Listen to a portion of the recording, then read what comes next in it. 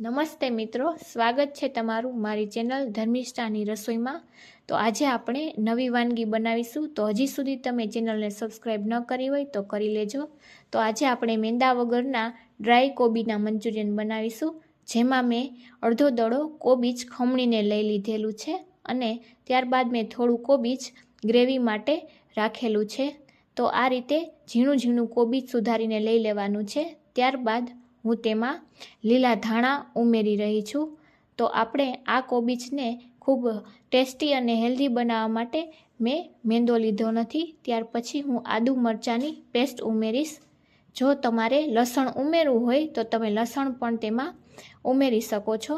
અને આપણે આ પેસ્ટ ઉમેરાઈ ગયા બાદ હું તેમાં લોટ ઉમેરીશ। તો તેના માટે મેં 1 વાટકીના માપથી ચોખાનો લોટ લીધેલો છે, તે પણ હું તેમાં ઉમેરી દઈશ। અને તમે જો મેંદો ઉમેરવા માંગતા હોય તો તમે મેંદો આ જગ્યાએ ઉમેરી શકો છો। અને ત્યાર પછી મેં કોર્નફ્લાવર લીધેલો છે, જે મેં 1/4 વાટકી જેટલો લીધેલો છે। જે સફેદ મકાઈનો લોટ આવે છે તે મેં લીધેલો છે, તેને પણ હું એમાં ઉમેરી દઈશ। આ મંચુરિયન ખાવામાં ખૂબ જ ટેસ્ટી બને છે અને ક્રન્ચી બને છે, જે બાળકોને એમનેમ પણ ભાવે છે। ત્યારબાદ હું 1 ચમચી મીઠું ઉમેરી દઈશ। મીઠું ઉમેર્યા બાદ આપણે તેમાં સોસ ઉમેરીશું। તો હું 1 ચમચી જેટલો સોસ, જે ગ્રીન ચીલી સોસ આવે તે, ત્યારબાદ રેડ ચીલી સોસ અને ટોમેટો કેચઅપ, એ રીતે બધા સોસ હું તેમાં ઉમેરી દઈશ। તમે જે રીતે તીખું ખાતા હોય એ રીતે વધારે કે ઓછો કરી શકો છો। તો આમ સોસ ઉમેરી અને મારે બ્રાઉન કલર મંચુરિયનનો જોઈતો હતો, તેથી હું સોયા સોસ 2 ચમચી ઉમેરું છું। જો તમારે ઓછો કલર જોતો હોય તો તમારે 1 ચમચી ઉમેરવાનો। ત્યાર પછી કલર માટે હું કાશ્મીરી લાલ મરચું ઉમેરી રહી છું, તો તે પણ તમારે વધારે કે ઓછું કરી શકો છો। આ રીતે બધું જ તેમાં ઉમેરી અને મિક્સ કરી લેવાનું છે।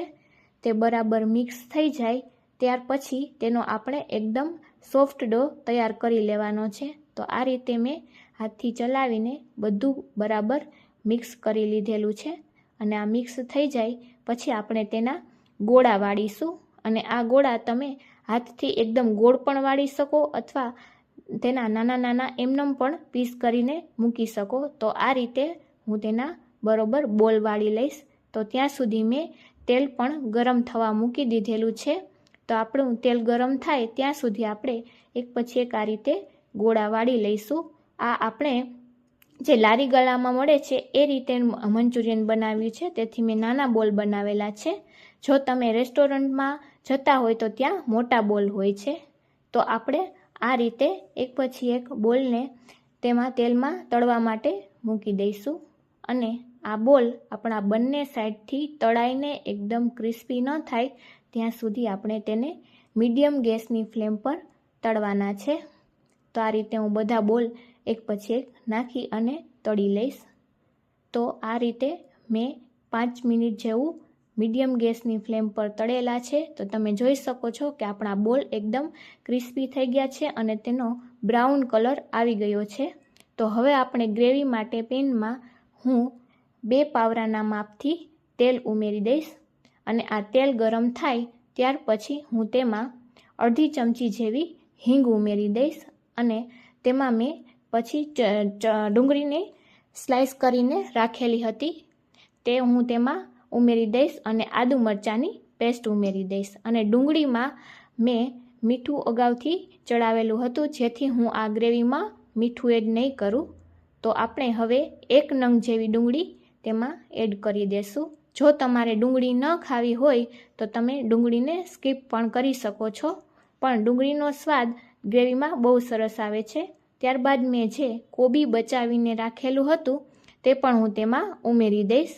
આ રીતે બધું સરખું મિક્સ કરી અને એમાં 1 કેપ્સિકમ મરચું જે નાની સાઇઝનું હતું તે મેં લીધેલું છે, તે પણ હું તેમાં એડ કરી દઈશ। હવે થોડા લીલા ધાણા ઉમેરી દઈશું। અને મીઠું મેં ડુંગળીમાં અને કોબીમાં ચડાવેલું હતું, જેથી હું ઉમેરતી નથી। હવે આપણે એક વાટકીમાં પાણી લઈ લેશું। તેમાં મેં 2 ચમચી જેવો કોર્નફ્લાવર લીધેલો છે અને તે બરાબર હલાવીને આપણે મિક્સ કરી લઈશું। જેમાં ગાંઠા ન રહી જાય તે રીતે આપણે તેને મિક્સ કરવાનો છે. ત્યારબાદ હું તેમાં સોસ ઉમેરીશ. તો તેમાં હું સોયા સોસ ઉમેરી રહી છું અને હું ટોમેટો કેચઅપ પણ તેમાં ઉમેરીશ. તમારે તમારા સ્વાદ મુજબ ઉમેરવાનું અને રેડ ચીલી સોસ પણ ઉમેરું છું. જો તમારી પાસે સ્વીટ સોસ હોય તો તે તમે ઉમેરી શકો છો. તો આ રીતે હું 2 ચમચી ટોમેટો કેચઅપ પણ ઉમેરી દઈશ અને આ બધા સોસને આપણે કોર્નફ્લાવર સાથે બરાબર મિક્સ કરી લઈશું. અને આ મિક્સ થઈ જાય ત્યાં સુધીમાં આપણી ગ્રેવી પણ ધીમા તાપે ચડીને તૈયાર થઈ ગઈ છે. તો હવે આપણે તેમાં બધા જ સોસનું મિશ્રણને ઉમેરી દઈશું. તો આ રીતે પહેલાં મીડિયમ ગેસની ફ્લેમ પર રાખી અને બધું તેને આપણે બરાબર મિક્સ કરી લેવાનું છે. અને આ રીતે ચમચાની મદદથી ચલાવતા જવાનું છે જ્યાં સુધી આ રીતની આપણી ગ્રેવી એકદમ પરફેક્ટ રીતે થીક થઈ જાય ત્યાં સુધી આપણે તેને ચલાવવાનું છે. ત્યારબાદ આપણે પ્લેટમાં આપણા ડ્રાય મંચુરિયન કાઢી લેવાના છે અને ત્યાર પછી હું આપણો ગ્રેવીનો વઘાર ઉપરથી રેડી દઈશ. તો તમે જોઈ શકો છો કે આપણા ક્રિસ્પી એવા મેંદા વગરના મંચુરિયન બનીને તૈયાર થઈ ગયા છે.